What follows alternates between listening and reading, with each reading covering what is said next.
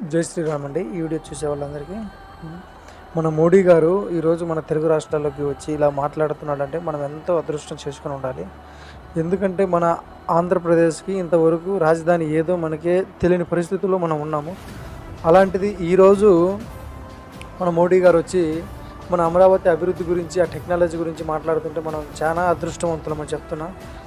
ఆ వీడియో ఒక్కసారి చూడండి, మన కింద స్క్రోల్ అవుతుంటుంది.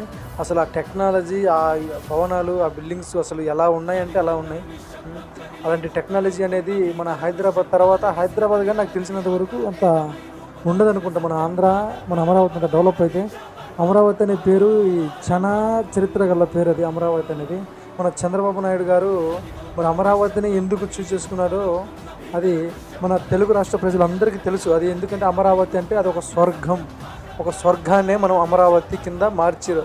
ఇప్పుడు మనం స్వర్గం ఎక్కడ ఉంటుంది అనేది మనందరికీ తెలుసో తెలియదో, తెలియని వాళ్ళ కోసం స్వర్గం అనేది, ఆ పేరు అనేది అమరావతి నగరాన్నే ఒకప్పుడు స్వర్గం అని పిలుస్తారు. ఆ పేరు ఏంటి, అమరావతిలో పెద్ద శివుడి గుడి ఉంది. ఆ గుడి మరి ఎంతమంది వెళ్ళినరో చూసిరో తెలియదు.